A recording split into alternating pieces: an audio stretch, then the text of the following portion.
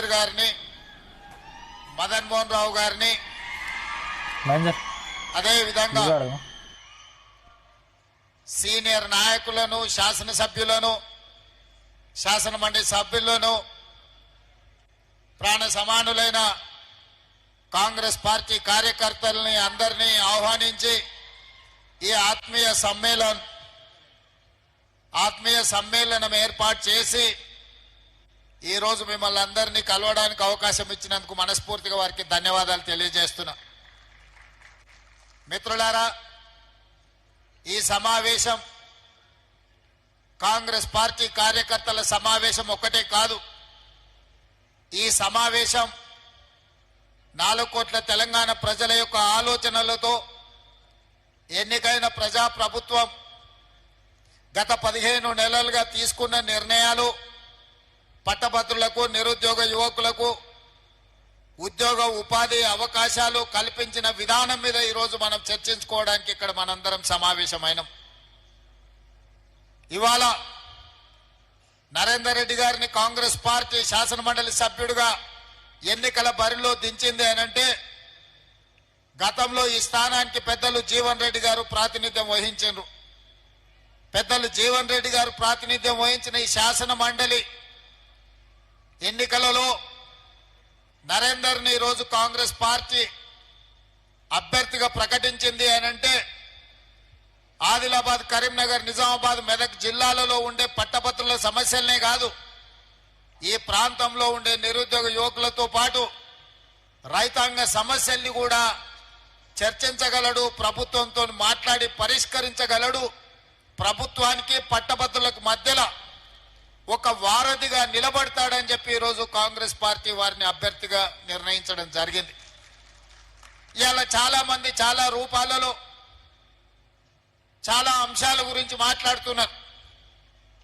ముఖ్యంగా ఈరోజు ఎన్నికలలో బీఆర్ఎస్, బీజేపీ ఏ రకంగా కుట్రలు కుతంత్రాలు చేసి కాంగ్రెస్ పార్టీని, ప్రభుత్వాన్ని బలహీనపరచాలని, కాంగ్రెస్ పార్టీని ఓడించాలని కుట్రలు చేస్తున్నారో ఈరోజు మీరందరూ కూడా ఆలోచన చేయండి.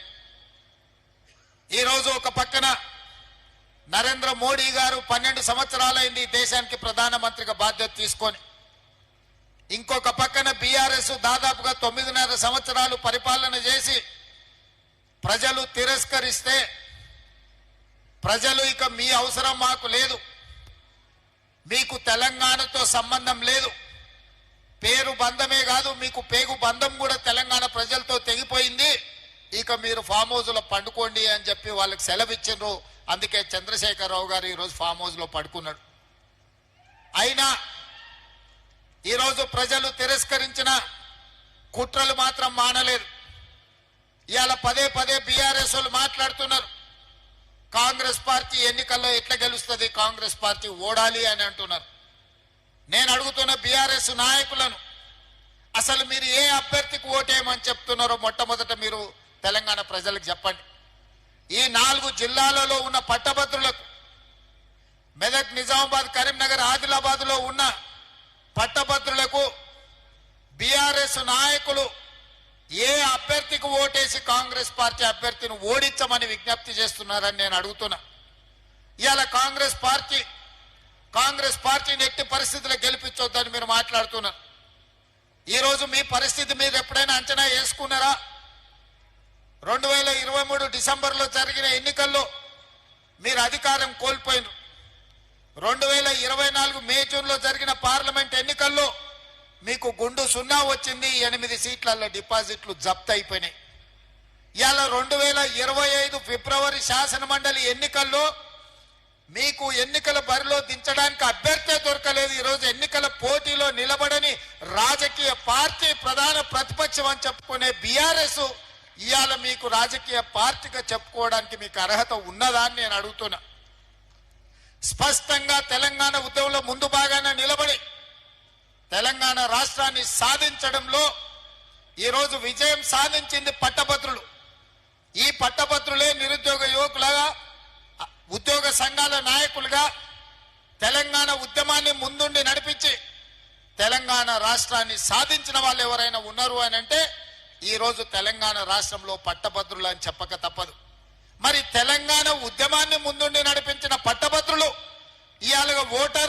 శాసన మండలి ఎన్నికల్లో బీఆర్ఎస్ పోటీ చెయ్యకుండా ఈ రోజు అభ్యర్థి దొరకక ఎన్నికల బరిలో నిలబడని బీఆర్ఎస్ ఇవాళ కాంగ్రెస్ పార్టీని ప్రశ్నించే అర్హత ఆ పార్టీకి ఉన్నదని నేను అడుగుతున్నా.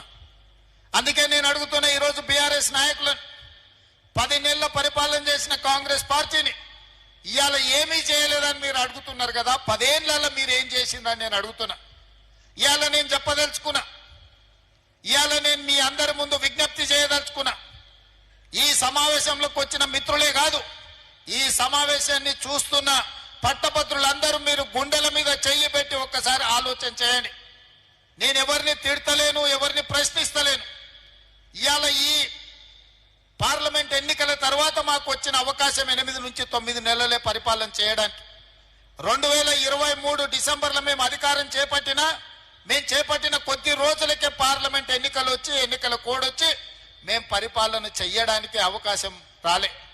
ఆ రోజు 5-6 నెలలు ఎన్నికల కోడ్తో పరిపాలన పట్టాలు ఎక్కలేదు.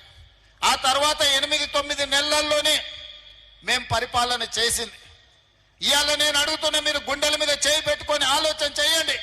నేను చెప్పిన నిజమైతేనే కాంగ్రెస్ పార్టీని గెలిపించండి. ఈ ఎన్నికల్లో 10 సంవత్సరాల నుంచి తెలంగాణ ఉద్యమంలో నిరుద్యోగ సమస్య, ఎంతో మంది విద్యార్థులు ఆత్మహత్యలు చేసుకొని ఉద్యోగ నోటిఫికేషన్లు రాక అశోక్ నగర్లను, దిల్సుఖ్ నగర్లను, అమీర్పేట చౌరస్తాలను ఎప్పుడో 10-12 సంవత్సరాల క్రితం తల్లిదండ్రుల నుంచి తవ్వకర్సులకు తీసుకొని జేబులో పైసలు పెట్టుకొని హైదరాబాద్కు పోయి కోచింగ్ సెంటర్లలో జాయిన్ అయితే 10 సంవత్సరాలు మీ జీవితం అంతా కోచింగ్ సెంటర్ల చుట్టూ తిరగడమే జరిగింది తప్ప ఉద్యోగ నోటిఫికేషన్లు వచ్చినాయా? వచ్చిన నోటిఫికేషన్ల ఫలితాలు ఇచ్చిండ్రా అని నేను అడుగుతున్నా. పోలీసు ఉద్యోగ నియామకాలు, టీచర్ల ఉద్యోగ నియామకాలు, డాక్టర్ల ఉద్యోగ నియామకాలు, పారామెడికల్ సిబ్బంది ఉద్యోగ నియామకాలు, నర్సుల నియామకాలు ఏవైనా టిఆర్ఎస్ పార్టీ నియామకాలు చేపట్టిందా? నోటిఫికేషన్ ఇవ్వరు. నోటిఫికేషన్ ఇస్తే వాళ్ళే కోర్టుల్లో కేసులు వేసి లిటిగేషన్లు పెట్టి కోచింగ్ సెంటర్లతో కుమ్ముక్కై పరీక్షలు పెట్టకుండా విద్యార్థులు రాయకుండా చేసి విద్యార్థులను కోచింగ్ సెంటర్లలో అశోక్ నగర్ చౌరస్తాల్లో, దిల్సుఖ్ నగర్ చౌరస్తాల్లో అనాథలుగా వాళ్ళను 10 సంవత్సరాలు తిప్పింది మీరు కాదా? మరి నేను వచ్చిన తర్వాత 11,000 మంది టీచర్ల నియామకాలు చేసింది నిజం కాదా? ఇవాళ టీచర్లను అడగండి. 15,000 మంది పోలీసులను నియమించిన మాట నిజం కాదా? 6,000 మెడికల్ సిబ్బందిని నియమించిన మాట వాస్తవం కాదా? ఇవాళ ఫైర్ ఇంజన్ డిపార్ట్మెంట్ ఇలా చెప్పుకుంటూ వెళ్తే ప్రతి డిపార్ట్మెంట్ లో 55,163 ప్రభుత్వ ఉద్యోగ నియామకాలు చేపట్టింది నిజము కాదా? ఒకవేళ 55,163 మంది ఉద్యోగులకు మేము ఉద్యోగ నియామకాలు ఇచ్చుంటే మాకు ఈ ఎన్నికల్లో ఓటు వేయండి అని నేను అడుగుతున్నా. ఇయ్యకపోతే నాకు ఓటు వేయకండి. అదేవిధంగా టీచర్లు 10 ఏళ్ళు ప్రమోషన్లు లేవు, 10 ఏళ్ళు బదిలీలు లేవు. 35,000 మంది టీచర్లను బదిలీ చేసి 22,000 మంది టీచర్లకు ప్రమోషన్లు ఇచ్చి తండాలలో, గూడాలలో టీచర్లు లేకపోతే అక్కడ 11,000 మందిని నూతనంగా టీచర్లు నియమించి ఆ పాఠశాలల టీచర్లు నియమించిన మాట నిజం కాదా? ఇవాళ ఈ ట్రాన్స్ఫర్లైన 35,000 మంది టీచర్లు, ప్రమోషన్లు వచ్చిన 22,000 మంది టీచర్లను, కొత్తగా నియామకమైన 11,000 మంది టీచర్లను నేను అడుగుతున్నా. నేను చేసింది నిజమే అయితే మీ గుండెల మీద చేయి పెట్టుకొని ఒక్కసారి ఆలోచన చేసి రేవంత్ రెడ్డి చెప్పింది నిజమైతే పట్టభద్రుల ఎన్నికలలో నాకు ఓటేయండి. నేను చెప్పింది అబద్ధమైతే అవతలకు ఓటు వేయండి. ఇవాళ మన పిల్లలు చదువుకున్నా, డిగ్రీలు, పీజీలు, పిహెచ్డి సర్టిఫికెట్లు తీసుకున్నా వాళ్ళకు టాలెంట్ తక్కువ ఉందని ఉద్యోగాలు రాకపోతే నిరుద్యోగులుగా బజార్లలో తిరుగుతుంటే ఇవాళ 65 ఐటీఐలలో చేరిన వాళ్ళకి సర్టిఫికెట్ వస్తుంది కానీ వాళ్ళకి టాలెంట్ లేకపోతే టాటా కంపెనీతోని మాట్లాడి 2,400 కోట్ల రూపాయలలో 2,100 కోట్ల రూపాయలు టాటా కంపెనీ పెట్టి ఈ 65 ఐటీఐలను అప్గ్రేడ్ చేసి అడ్వాన్స్డ్ టెక్నాలజీ సెంటర్లుగా తీర్చిదిద్దియాల. మన పిల్లలకు టాలెంట్ పెంచాలి, సాంకేతిక నైపుణ్యం పెంచడానికి ముందుకెళ్తున్నాం. ఇది నిజమైతేనే, సాంకేతిక నైపుణ్యం పెంచుతేనే టాటా కంపెనీతో మేము ఒప్పందం చేసి శిక్షణ ఇవ్వడమే కాదు, శిక్షణ ఇచ్చిన వాళ్లకు టాటా కంపెనీ ఉద్యోగాలు ఇస్తామని ఒప్పందం చేసుకున్న మాట నిజమైతే కాంగ్రెస్ పార్టీకి ఓటు వేయండి, లేకపోతే కాంగ్రెస్ పార్టీకి ఓటు వేయకండి అని నేను ఈ సందర్భంగా చెప్పదలుచుకున్నా. అదేవిధంగా మన పిల్లలలో టాలెంట్ పెంచాలని యంగ్ ఇండియా స్కిల్స్ యూనివర్సిటీని ప్రారంభించి ఈ దేశంలోనే ఎక్కడ లేని విధంగా పబ్లిక్ ప్రైవేట్ పార్ట్నర్షిప్ లో యూనివర్సిటీ చైర్పర్సన్ గా Mahindra group of companies Anand మహీంద్రాను చైర్మన్ గా పెట్టి పెద్ద పెద్ద కార్పొరేట్ కంపెనీల డైరెక్టర్లను బోర్డులో పెట్టి వేలాది మంది తెలంగాణ విద్యార్థులను అందులో చేర్చి వాళ్ళకి శిక్షణ ఇచ్చి వాళ్ళకి ఇవాళ ఉద్యోగాలు ఇవ్వాలి అని మనం ప్రయత్నం చేస్తున్నాం. యంగ్ ఇండియా స్కిల్స్ యూనివర్సిటీని నేను ప్రారంభించింది నిజమైతే మీరు కాంగ్రెస్ పార్టీకి ఓటు వేయండి అని చెప్పి నేను ఈ సందర్భంగా మిమ్మల్ని అడుగుతున్నా. ఇదే కాదు, 140 కోట్ల జనాభా ఉన్న ఈ దేశం ఒలింపిక్స్ లో ఒక గోల్డ్ మెడల్ దేలే. నేను సౌత్ కొరియా పోయినప్పుడు ఒక యూనివర్సిటీకి వెళ్ళిన, నేను 30 ఎకరాలలోనే ఉంది ఆ యూనివర్సిటీ. మీ నిజామాబాద్ యూనివర్సిటీ పోలిస్తే 100 ఎకరాలలో ఉండి ఉంటుంది. కానీ 140 కోట్ల జనాభా ఉన్న మనం ఒక్క గోల్డ్ మెడల్ కూడా ఒలింపిక్స్ లో దేలే. అందుకే ఆ యూనివర్సిటీకి వెళ్తే 16 మెడల్స్ వచ్చినాయి. దేశం 36 మెడల్స్ కొడితే ఒక యూనివర్సిటీకి 16 మెడల్స్ వచ్చినాయి. ఒక అమ్మాయి ఆర్చరీలో 3 గోల్డ్ మెడల్స్ తీసుకొచ్చింది సౌత్ కొరియన్ యూనివర్సిటీలో. అక్కడ చూసిన తర్వాత ఈ దేశం జనాభా ఉన్నది కానీ ప్రపంచంతో పోటీ పడలేకపోతుందని తెలంగాణలో యంగ్ ఇండియా స్పోర్ట్స్ యూనివర్సిటీని ప్రారంభించాలి. మన యువతను టాలెంటెడ్ విద్యార్థులుగా తీర్చిదిద్దాలి, స్పోర్ట్స్ లో రాణించాలి అని చెప్పి ఇవాళ మనం యంగ్ ఇండియా స్పోర్ట్స్ యూనివర్సిటీ మనం ప్రారంభించి మట్టిలో మాణిక్యాలను గ్రామీణ ప్రాంతాలలో ఉన్న విద్యార్థుల్లో ఉన్న నైపుణ్యాన్ని ఇవాళ బయటికి తీయాలని మనం ప్రయత్నం చేస్తున్నాం. అదే కాదు, ఈ నిజామాబాద్ టౌన్ లో నిలబడి మాట్లాడుతున్నాం.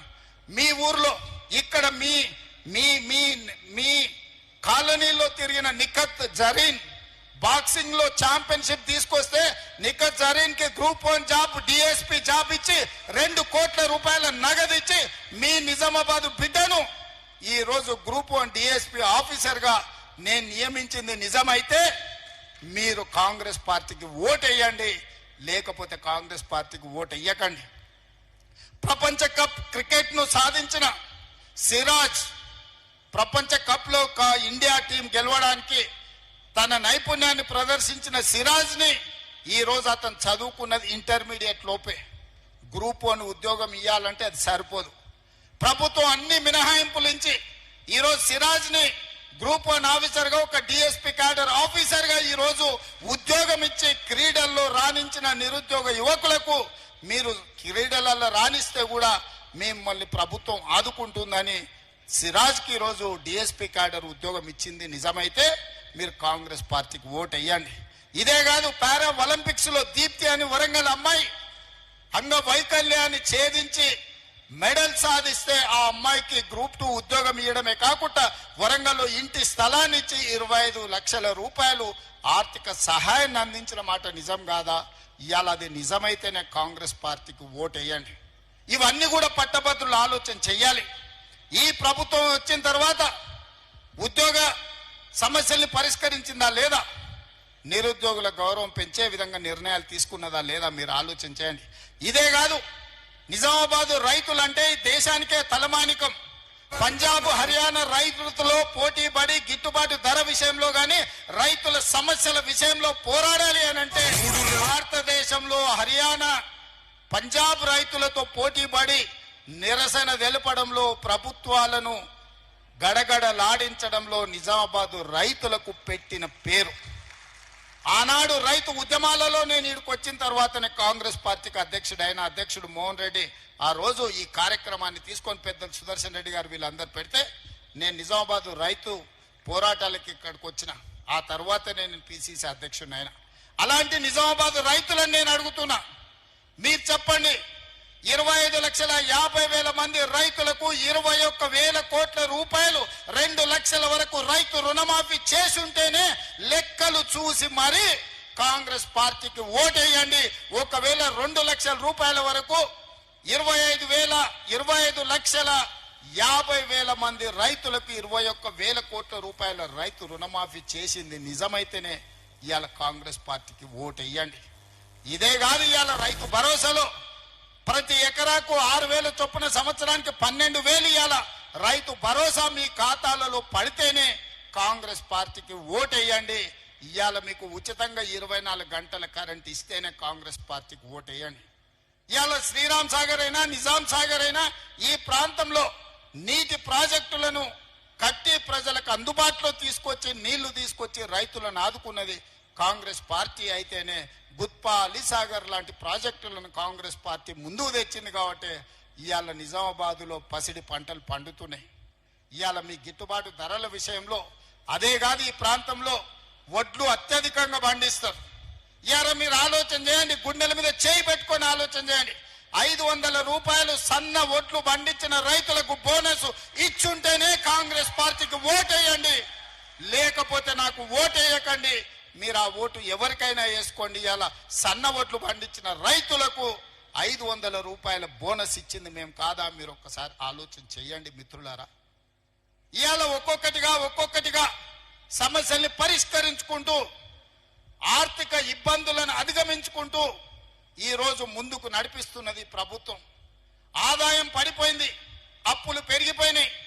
69,000 కోట్ల రూపాయలతో 2014లో చంద్రశేఖరరావు గారికి రాష్ట్రాన్ని అప్పచెప్తే 2024 తిరిగి మళ్ళీ కాంగ్రెస్ కి అప్పచెప్పేటప్పటికి 7,11,000 కోట్ల రూపాయల అప్పులు చేసిండు చంద్రశేఖరరావు. ఆనాడు సంవత్సరానికి 6,500 కోట్ల రూపాయలు అప్పు చెల్లించేది ఉంటే ఈనాడు ప్రతి నెల 6,500 కోట్ల రూపాయలు నేను అప్పు చెల్లిస్తున్న సంవత్సరానికి 75,000 కోట్లు ఈరోజు కేసీఆర్ చేసిన అప్పులకు అసలు మిత్తి నేను కడుతున్నా. ఈ సంవత్సరం మొత్తం 75,000 కోట్ల రూపాయలు కట్టిన. ఈయన తెచ్చిన అప్పులకు అసలు మిత్తి కట్టడానికి నేను కొత్త అప్పులు చేయాల్సి వచ్చింది. 60,000 కోట్ల ఇప్పుడు అప్పు చేసి ఇంకో 15,000 కోట్ల రూపాయలు నేను సంపాదించింది కలిపి చంద్రశేఖరరావు చేసిన అప్పుకు నేను కప్పం కట్టిన 75,000 కోట్ల రూపాయలు. ఒక్క రూపాయి తక్కువనా మీరు లెక్కలు అడగండి, అన్ని వివరాలు నేను ఇస్తా. ఇవాళ చంద్రశేఖరరావు మనల్ని అప్పుల కుప్పగా తయారు చేసిన రాష్ట్రాన్ని పరిష్కరించుకుంటూ ఒకటొకటిగా పరిష్కరిస్తూ ముందుకెళ్తున్నా. ఆనాడు ఈరోజు ప్రభుత్వ ఉద్యోగస్తులను నేను అడుగుతున్నా, మీ గుండెల మీద చేయి పెట్టుకొని మీరు ఆలోచన చేయండి. చంద్రశేఖరరావు ఉన్నన్ని రోజులు మీ జీతాలు ఎన్నడు వచ్చినాయో మీరు లెక్క చూసుకోండి. మీ బ్యాంకులో ఖాతా తెచ్చుకొని చూసుకోండి. ఎన్నడూ మీ జీతం వస్తుందో మీకు తెలియని పరిస్థితి. 1 తారీఖు నాడు మీరు తెచ్చుకున్న అప్పులకు బ్యాంకులకు కట్టాలి, పాల పైసలు కట్టాలి, పిల్లల బడి ఫీజులు కట్టాలి, ఇంటి కిరాయి కట్టాలి. ఎన్నడన్నా చంద్రశేఖరరావు ముఖ్యమంత్రి ఉన్నంత కాలం మీకు 1 తారీఖు నాడు జీతాలు వచ్చినాయా? నేను కాంగ్రెస్ పార్టీ అధికారంలోకి వచ్చిన తర్వాత ప్రతి నెల 1 తారీఖు నాడు మీకు జీతాలు వస్తున్నాయా లేదా? ఎవరెవరి ప్రభుత్వ ఉద్యోగస్తులకు ప్రతి నెల 1 తారీఖు నాడు జీతాలు వస్తున్నాయో వాళ్ళు గుండె మీద చెయ్యి పెట్టుకొని జీతం వస్తే నాకు ఓటేయండి, 1 తారీఖు నాడు జీతం రాకపోతే నాకు ఓటు వేయొద్దని నేను అడుగుతున్నా ఈరోజు ప్రభుత్వ ఉద్యోగస్తులను. ఇవాళ రిటైర్డ్ ఉద్యోగస్తులు 35 ఏళ్ళు ప్రభుత్వానికి సేవలు అందించి తమ జీవితాన్ని సర్వాన్ని ఈ రాష్ట్రానికి అందించిన ప్రభుత్వ ఉద్యోగులు రిటైర్ అయితే రిటైర్మెంట్ బెనిఫిట్స్ ఇవ్వడానికి ఈరోజు ప్రభుత్వం దగ్గర పైసలు లేని పరిస్థితి. రిటైర్డ్ ఉద్యోగస్తులకు 8,000 కోట్ల రూపాయలు బకాయిలు పెట్టి చంద్రశేఖరరావు బకాసురులాగా పారిపోతే ఇవాళ 8,000 కోట్లు తీర్చడానికి ఇవాళ నా నడుము వంగిపోతుంది. ఇవాళ 8,000 కోట్ల రూపాయలు రిటైర్డ్ ఉద్యోగస్తుల బెనిఫిట్స్ ఇవ్వాలి అంటే ఒక ఆయన వస్తాడు, బిడ్డ పెన్లు ఉంది సార్, వెడ్డింగ్ కార్డు చూపించి నా బిడ్డ పెన్లు ఉంది, ఎట్లన్నా నా బెనిఫిట్స్ ఈ సార్ నేను దాచుకున్నవే కదా అని ఒక ఆయన అంటాడు. ఇంకొక ఆయన వస్తాడు, హాస్పిటల్లో నా కిడ్నీ ఆపరేషన్ ఉంది సార్, నా లివర్ ఆపరేషన్ ఉంది సార్, నా డబ్బులు ఎట్లన్నా ఇవ్వండి సార్ అంటారు. ఇది మా సొమ్ము కాదు, అది వాస్తవంగా వాళ్ళు దాచుకున్న సొమ్ము. వాళ్ళు సొంతం కష్టపడి 35 ఏళ్ళు ప్రభుత్వం దగ్గర దాచిపెట్టుకున్న సొమ్ము మొత్తం ఖతం బట్టి ఖజానా ఖాళీ చేసి ఫామ్ హౌస్లో పోయి ఆయన బోర్ల బొక్కల పండుకుంటే ఈ రిటైర్డ్ ఉద్యోగుల బెనిఫిట్స్ ఇవ్వడానికి నెలకు 300-400 కోట్లు ఇవ్వాలంటేనే నాకు గగనమైన పరిస్థితి. ఇవాళ నేను రిటైర్డ్ ఉద్యోగస్తులను అడుగుతున్నా, మీకు నిజంగానే చంద్రశేఖరరావు సరైన సమయంలో చెల్లించుంటే మీకు ఇన్ని కష్టాలు వస్తుండేనా? ఇవాళ అట్లాంటి చంద్రశేఖరరావు మోసం చేసిపోతే ప్రతి నెల నేను ఇవ్వడానికి ప్రయత్నం చేస్తున్నా. రాబోయే సంవత్సరంలో అవసరమైతే నెలకు 1000 కోట్ల దాకా మీ బకాయిలు చెల్లించి మీ సమస్యలు పరిష్కరించే బాధ్యత నాది. మీరు నమ్మితే నాకు ఓటేయండి, మీరు నమ్మకపోతే మీరు ఇంకెవరికైనా ఓటేయండి. ఒక మాట ఇస్తే మాటకు నిలబడే ప్రభుత్వం కాంగ్రెస్ పార్టీ. మాట ఇచ్చిన సోనియమ్మ తెలంగాణ రాష్ట్రం ఇచ్చింది, మాట ఇచ్చిన రాహుల్ గాంధీ ఇవాళ బీసీ కులగణన చేస్తున్నాడు, మాదిగ వర్గీకరణ చేస్తున్నాడు. ఇవాళ నేను అడుగుతున్న మా బలైన వర్గాలను, చాలా మంది చాలా మాటలు మాట్లాడుతున్నారు. ఇక బండి సంజయ్ గురించి అయితే అంతు పొంతు లేదు, ఆకాశం అంతా ఎగిరి దుంకుతున్నాడు ఆయన. బండి సంజయ్ గారు నాకంటే బడా బీసీనే లేడు, నేను మా మోడీ ప్రపంచంలోనే బడా బీసీలం అంటున్నాడు. బడా బీసీలైన మోడీని బండి సంజయ్ నేను అడుగుతున్నా, 12 ఏళ్ల నుంచి మీరే కదా ప్రధానమంత్రి, మీ ప్రభుత్వం ఉంది కదా, ఎందుకు 2021లో జనగణన చెయ్యలేదు, జనగణనలో కులగణన ఎందుకు చేర్చలేదని నేను బండి సంజయ్ని మోడీ గారిని నేను అడుగుతున్నా. ఇవాళ ఇక్కడ ఉన్న ఈ సమావేశాన్ని చూస్తున్న మా బలైన వర్గాల మిత్రులను నేను అడుగుతున్నా, మీరు గుండెల మీద చేసుకొని చెప్పండి, 100 ఏళ్ల నుంచి మీ కులగణన జరగకపోతే మీ సోదరుడు రేవంత్ రెడ్డి ముఖ్యమంత్రి అయిన తర్వాత నెల రోజుల్లోనే మీ 100 ఏళ్ల సమస్యను సంవత్సరం లోపల ఇవాళ కులగణన చేసి లెక్కలు మీ ముందల పెట్టినా లేదా? నిజం చెప్పండి. మీ కులగణన 100 ఏళ్ల సమస్యను నేను పరిష్కరిస్తే నాకు ఓటేయండి, 12 ఏళ్ల బండి సంజయ్ మోడీ పరిష్కరిస్తే మోడీకి ఓటేయండి అని చెప్పి మా బీసీ సోదరులను నేను అడుగుతున్నా. ఇవాళ లెక్కలు తేల్చి మీకోసం అందరితో నేను కొట్లాడుతున్నా. తేల్చిన లెక్కలు తప్పని, మనం వండుకున్న అన్నంలో ఉప్పేసి తినకుండా చేయాలని బీజేపీ వాళ్ళు చేస్తున్న కుట్రను మీరు అర్థం చేసుకోండి అని మా బలైన వర్గాల సోదరులను అడుగుతున్నా. లెక్కలు తప్పున్నాయి అంటారు. బండి సంజయ్ కిషన్ రెడ్డి నేను సూటిగా అడుగుతున్నా, నేను లెక్క కట్టిన బలహీన వర్గాల లెక్క తప్పైతే తప్పెక్కడుందో ఎత్తి చూపించండి. తప్పని సొల్లువాగుడు వాగుడు కాదు.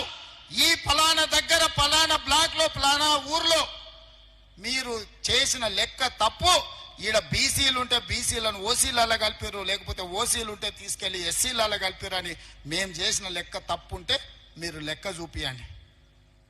సొల్లు మాటలు మాట్లాడి వేదిక మీద నుంచి ప్రజల్ని తప్పుదోవ పట్టించి ఇవాళ పక్కాగా లెక్క కట్టిన కులగణను తప్పంటే రేపు బలహీన వర్గాలకే తీరని నష్టం జరుగుతుంది. సమగ్ర కుటుంబ సర్వే నన్ను చిత్తు కాగితాన్ని తీసుకొచ్చి వాళ్ళ లెక్కలు చూపిస్తారు. సమగ్ర కుటుంబ సర్వే 12 గంటలలో చంద్రశేఖరరావు చేసి ఇదే సొక్కమైన లెక్క అని ఆయన చెప్తుండు. ఆ సొక్కమైన లెక్కలు ఆయన చెప్పింది ఎంత అంటే బీసీల లెక్క 51%. కానీ పక్కా లెక్క కట్టిన నేను ఇవాళ 56.33% అని బీసీల లెక్క తేల్చింది నేను. ఇది పెరిగినట్ట తగ్గినట్ట మా బీసీ సోదరులు ఆలోచన చేయాలి. మా జర్నలిస్టు మిత్రులు ఉన్నారు చాలా వరకు, అందులో కూడా బలైన వర్గాలు ఉన్నారు. మీరు లెక్కలు చూడండి, నా లెక్క కరెక్టా, నేను పెంచినా, నేను చేస్తే లెక్క కడితే పెరిగిందా తగ్గిందా మీరు లెక్క చెప్పండి. చంద్రశేఖరరావు కట్టిన లెక్కలలో 21% ఓసీలు అన్నాడు, నేను కట్టిన లెక్కల్లో 15.29% ఓసీలు అని లెక్క తేలింది. ఇవాళ పెరిగినట తగ్గినట. ఎస్సీలో ఆయన 18% అన్నాడు, నేను పక్కా లెక్క చేసి 17.45% అని తేల్చిన. ఆయన ఎస్టీలు 10% అంటే నేను ఇవాళ లెక్క కట్టి 10.08% అని నేను కట్టిన. మైనారిటీల లెక్కనే లేదు ఆయన దాంట్లో. 51% బీసీలు, 21% ఓసీలు, 18% ఎస్సీలు, 10% ఎస్టీలు అని 100% లెక్క కట్టి చూపించాను. నేను పక్కాగా లెక్క కట్టి మైనారిటీలు 12.56% ఉన్నారు ఈ తెలంగాణ రాష్ట్రంలో. ముస్లిం మైనారిటీల లెక్క 12.56%, అందులో 10.08 బీసీలు, మిగతా వాళ్ళు ఓసీలు అని లెక్క కట్టి మైనారిటీల లెక్క కూడా తేల్చిన ప్రభుత్వం మా ప్రభుత్వం. బండి సంజయ్ అంటుండు బీసీలను మైనారిటీలను తెచ్చి బీసీలలో ఎట్లా కలుపుతారని. నేను సూటికి వేదిక మీద నుంచి బండి సంజయ్ గారికి కిషన్ రెడ్డి గారికి నేను సవాల్ విసురుతున్నా.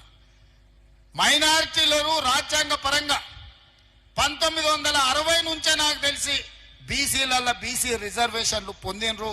ఇవాళ దూదేకులు కానీ, తురక చాకలి కానీ, తురక మంగలి కానీ ఇట్లా 29 కులాలు బీసీలు ఇవాళ మైనారిటీలు బీసీల రిజర్వేషన్లు పొందుతారు. అంతెందుకు కిషన్ రెడ్డి బండి సంజయ్ సిద్ధంగా ఉంటే గుజరాత్ రాష్ట్రానికి నేను టీములను తీసుకెళ్తా. నరేంద్ర మోడీ గారు 12-13 ఏళ్లు ముఖ్యమంత్రి ఉన్న గుజరాత్ లో ఇవాళ ముస్లింలు 29 కులాలు బీసీ రిజర్వేషన్లు అనుభవిస్తున్నారు. ఇవాళ బీసీ రిజర్వేషన్ల ముస్లింలు గుజరాత్ లో ఉన్నారు. ఇవాళ ముస్లిం బీసీలు మధ్యప్రదేశ్ బీజేపీ ప్రభుత్వంలో ఉన్నారు. మహారాష్ట్ర బీజేపీ ప్రభుత్వంలో ఇవాళ ముస్లిం బీసీ రిజర్వేషన్లు అనుభవిస్తున్నారు. బీహార్ లో మీ పొత్తుల ప్రభుత్వంలో ముస్లిం బీసీలు రిజర్వేషన్లు ఇవాళ పొందుతున్నారు. ఇవన్నీ నిజం కాదా? నిజ నిర్ధారణ కమిటీని రాష్ట్రాలకు పంపిద్దాం. ఇవాళ ఉత్తగానే భావోద్వేగాలు రెచ్చగొట్టాలి, ఎన్నికల్లో లబ్ధి పొందాలని కిషన్ రెడ్డి బండి సంజయ్ కేంద్ర మంత్రులుగా ఉండి అబద్ధాలు చెప్పుకుంటా వీధి నాటకాలు వేస్తున్నారు. ఈ దేశంలో రాజ్యాంగం పరంగా వాళ్ళకు కూడా వచ్చిన రిజర్వేషన్లు బీసీ ఈ గ్రూప్ లో ఉన్నారు. ఇవాళ బీసీ రిజర్వేషన్లు 5 కేటగిరీల కింద ఉన్నారు. ఏ బి సి డి ఈ వచ్చేసి మెజారిటీ ఇవాళ ముస్లిం మైనారిటీల రిజర్వేషన్లు వచ్చినాయి. దూదేకులు బీసీ బి గ్రూప్లు ఉన్నారు. ఇది నేను ఇచ్చింది కాదు, డాక్టర్ బాబాసాహెబ్ అంబేద్కర్ ఇచ్చిన రిజర్వేషన్ల నుంచి దూదేకుల వాళ్ళు ఇవాళ బీసీ బి రిజర్వేషన్లు ఉన్నారు. ఇవన్నీ రేవంత్ రెడ్డి నిన్నమన్న తెచ్చినాయి కాదు. నేను ఎవరిని ఎందులో నేర్చలే. ఎవరు ఎందులో ఉండరో రాజ్యాంగం పరంగా ఎవరెవరికి అధికారం వచ్చిందో వాళ్ళు లెక్కలు కట్టి లెక్కలు మాత్రమే నేను చెప్పిన. నేను ఎవరిని ఓసీలు ఉన్నోళ్ళని బీసీలు వేయలే, బీసీలు ఉన్నోళ్ళని ఎస్సీలా లేలే, ఎస్సీలు ఉన్నోళ్ళని ఎస్టీలా లేయలే, వీళ్ళందరినీ తీసుకొచ్చి ఓసీలలో కలపలే. ఉన్నోళ్ళు ఉన్నట్టు వివరాలు ఇచ్చినోళ్ళు ఇచ్చినట్టు లెక్క కట్టి ఈ రాష్ట్రంలో జనాభా ఇంత ఉన్నారని 100 ఏళ్ల నుంచి బలహీన వర్గాలు మా లెక్క ఎంతో మాకు చెప్పండి అని అడుగుతుంటే ఆ సమస్యకు నేను పరిష్కారం చూపించిన. అందుకే ఇవాళ మా బలహీన వర్గాల సోదరులు నేను అడుగుతున్నా, మీరు గుండెల మీద చెయ్యి పెట్టుకొని ఆలోచన చేయండి. 100 ఏళ్ల మీ సమస్యకు రేవంత్ రెడ్డి పరిష్కారం చూపించి 1 సంవత్సరంలోనే మీ కులగణన చేసి మీ ఆత్మగౌరవాన్ని నిలబెట్టుంటే మీరు నాకు ఓటేయండి. మీ ఆత్మగౌరవం నేను నిలబెట్టలేదు, మీకు నష్టం చేసిన అంటే మీరు ఎవరికి ఓటేసుకున్నా పర్వాలేదు అని చెప్పి నేను నిజామాబాద్ వేదిక నుంచి మిమ్మల్ని అడుగుతున్న మిత్రులారా. ఇవాళ మా మాదిగ ఉపకులాల సోదరులు మా డాక్టర్ లక్ష్మీకాంతరావు గారి నుంచి ఇక్కడ ఉన్నారు. చాలా మంది మా దళిత సోదరులు వేదిక మీద ఉన్నారు, ఎమ్మెల్యేలుగా ఎమ్మెల్సీలుగా రకరకాల హోదాలలో. ఇవాళ నేను అడుగుతున్న 30 ఏళ్ల నుంచి మీరు కొట్లాడని రోజు లేదు, మీరు త్యాగం చేయని రోజు లేదు. మీరు ఇన్ని కొట్లాడి గల్లీ నుంచి ఢిల్లీ వరకు కొట్లాడారు. మోడీని మీ కృష్ణమాదిగ కౌగిలించుకున్నాడు, మోడీ కృష్ణమాదిగ ముద్దు పెట్టిండు, కానీ మీ లెక్క చెప్పినాడే వర్గీకరణ చేసిండా? ఇవాళ నేను అడుగుతున్న మా మాదిగ ఉపకులాల సోదరులను 30 ఏళ్ల మీ సమస్యను మాదిగ ఉపకులాల వర్గీకరణ చేసి లెక్క గట్టి ఎవరికి ఎంత ఇవ్వాలో అంత చట్టం చేసి మంత్రివర్గంలో ఆమోదిస్తే ఇవాళ మా మాదిగ సోదరులు మాదిగ ఉపకులాలు కొంతమందికి కష్టం ఉండొచ్చు, కొంతమందికి నష్టం ఉండొచ్చు, కొంతమందికి ఇష్టం ఉండొచ్చు, కానీ సుప్రీంకోర్టు ఇచ్చిన జడ్జిమెంట్ ప్రకారం ఎస్సీ ఉపకులాల వర్గీకరణ చేసింది నేను కాదా? ఇవాళ నేను అడుగుతున్న మా ఎస్సీ సోదరులను, ఎస్సీ వర్గీకరణ చేసింది రేవంత్ రెడ్డి అయితే నరేందర్ కు ఓటేయండి, నరేందర్ ను గెలిపించండి. ఇవాళ నేను చెయ్యలేదు అంటే మోడీ మీకు చేసిందంటే మోడీకి ఓటేయండి. 12 ఏళ్లు ప్రధానమంత్రిగా ఉన్న నరేంద్ర మోడీ కృష్ణమాదిగను కౌగిలించుకున్నాడు, కానీ మీ వర్గీకరణ సమస్యకు పరిష్కారం చూపించిండా అని నేను అడుగుతున్నా. మరి సమస్యకు పరిష్కారం చూపించిన నా వైపు నిలబడతారా, మీ సమస్యను జటిలం చేసిన బీజేపీ వైపు నిలబడతారా? మీరు ఆలోచన చేయండి అని మా మాదిగ సోదరులు ఉపకులాల సోదరులను మా దళిత సోదరులను నేను అడుగుతున్నా. మిత్రులారా, ఇవాళ ఆలోచన చేయండి. 10 నెలల్లో నేను చేసిన పనులను మీరు లెక్క కట్టండి. 12 ఏళ్లు నరేంద్ర మోడీ పరిపాలనను, 10 ఏళ్లు చంద్రశేఖరరావు పరిపాలనను మీరు అంచనా వేయండి. ఇవాళ ఈ సమస్యలన్నిటిని దృష్టిలో పెట్టుకొని ఇవాళ నాకు అండగా నిలబడడానికి, నాకు తోడుగా ఉండడానికి శాసన మండలిలో మీ పట్టభద్రుల సమస్యల్ని ప్రస్తావించడమే కాదు, ప్రభుత్వం దృష్టికి తీసుకొచ్చి బాజాబ్తా ముఖ్యమంత్రి దగ్గరికి నరేందర్ రెడ్డి కాగితం పట్టుకొని మిమ్మల్ని చేయి పట్టుకొని వచ్చి మీ సమస్యలు పరిష్కరిస్తాడు. ఇవాళ మీ చేయి పట్టుకొని మీ సమస్యలు పరిష్కరించేటోడు మీ ఎమ్మెల్సీ కావాలన్నా, మీరు ఓటేసిన తర్వాత దొంగకు దొరకకుండా తుపాకీ గుండుకు అందకుండా పోయేటోడు మీకు ఎమ్మెల్సీ కావాలన్నా మీరు ఆలోచన చేయండి మిత్రులారా. ఇవాళ మీరు ఆలోచన చేయండి. ఈ ఓట్లు ఆషామాషి ఓట్లు కాదు. ఒక ఎమ్మెల్సీ గెలుపు ఓటమితోని, ఎమ్మెల్సీలతోని ప్రభుత్వానికి ప్రభుత్వం మనగడికి ఏం ప్రమాదం లేదు. నరేందర్ గెలిచినా గెలవకపోయినా నా ప్రభుత్వానికి వచ్చిన ప్రమాదం ఏం లేదు. కానీ నరేందర్ రెడ్డి ఓడిపోతే మీ సమస్యలు పరిష్కరించేవాడు, మీ తరఫున మాట్లాడేవాడు, మీ తరఫున ఈ ప్రభుత్వంతో చర్చించేవాడు లేకుండా పోతాడు. అది మీకే నష్టం జరుగుతుంది తప్ప మీకు లాభం చేకూర్చదని చెప్పి నేను ఈ సందర్భంగా తెలియజేస్తున్నా.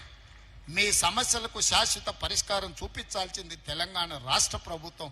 తెలంగాణ రాష్ట్ర ప్రభుత్వంతో చర్చించాల్సింది మిత్రుడు నరేందర్ రెడ్డి. నరేందర్ రెడ్డికి ఓటేసినప్పుడే మీ సమస్యలకు పరిష్కారం దొరుకుతుంది అని చెప్పి నేను ఈ సందర్భంగా తెలియజేస్తున్నా. అంతెందుకు ఇక్కడ మీడియా మిత్రులు ఉన్నారు, హైదరాబాద్లో ఉన్న వాళ్ళని అడగండి. ఆనాడు రాజశేఖర రెడ్డి గారు ఉన్నప్పుడు జర్నలిస్టులకు ఇండ్ల పట్టాలు ఇచ్చాడు. 10 ఏళ్ళు చంద్రశేఖరరావు మీ ఇండ్ల పట్టాలైనా మీ భూమి ఏడుందో చూపించినాడా, మీ కాగితమాన్ని ఇచ్చిండా?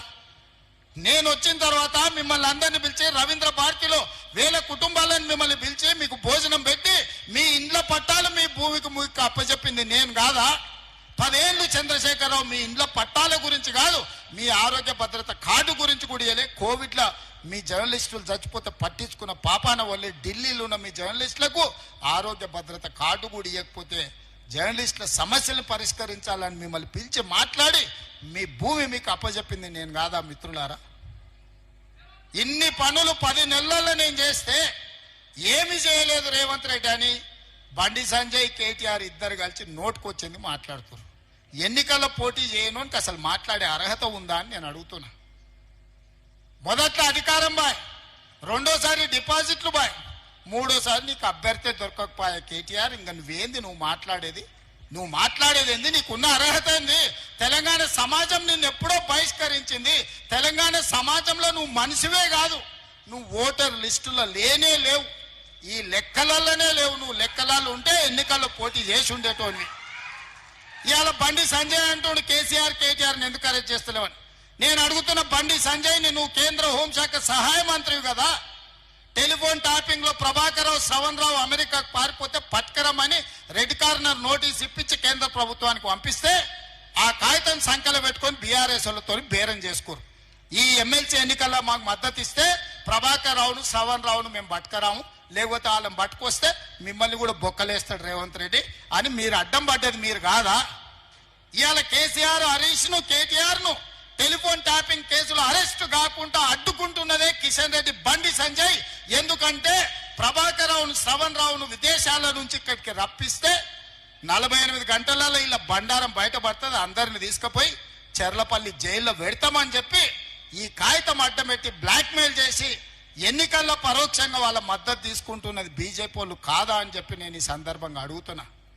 బండి సంజయ్ గారు, నీకు చిత్తశుద్ధి ఉంటే మేము గొర్రెల స్కామ్ కింద ఏసీబీలో కేసు కట్టి మేము విచారణ చేస్తే ఫైళ్ళన్నీ మీ ఈడీ వాళ్ళు తీసుకుపోయినారు. ఈడీ వాళ్ళు ఎందుకు ఈ గొర్రెల స్కామ్ లో టీఆర్ఎస్ వాళ్ళని ఒక్కరిని కూడా అరెస్ట్ చేయలే? ఈ కార్ రేసుల్లో విదేశీ కార్ల పోటీలలో కోట్ల రూపాయలు కేటీఆర్ విదేశాలకు తరలించిన నేను కేసు కడితే ఎంబడే ఈడీ వాళ్ళు వచ్చి ఆ ఫైల్ అంతా తీసుకుపోయినారు. ఎందుకు ఈ కార్ రేసుల్లో కేటీఆర్ ను ఈడీ వాళ్ళు అరెస్ట్ చేయలేదని నేను అడుగుతున్నా. టెలిఫోన్ ట్యాపింగ్ లో ప్రభాకర్ రావును నిన్న మనం టీవీలలో చూస్తున్నాం. ట్రంప్ ఆ ప్రెసిడెంట్ కాగానే అమెరికాలో ఉన్న భారతీయులందరినీ అక్రమ వలసదారులని కాళ్లకు బేడీలేసి తీసుకొచ్చి దేశంలో ప్రత్యేక విమానంలో దించిపోతున్నాడు. మరి అక్రమంగా ఉన్న ప్రభాకర్ రావును, శ్రవణ్ రావును ప్రభుత్వం మేము ఫిర్యాదు చేసిన వాళ్ళని ఎందుకు తెస్తలేరు? ఎందుకు మోడీ లేఖ రాస్తలేడు? ఎందుకు కేంద్ర హోంశాఖనే చేయాల్సింది పని? దానికి మంత్రిగా ఉన్నది బండి సంజయ్ గారే కదా.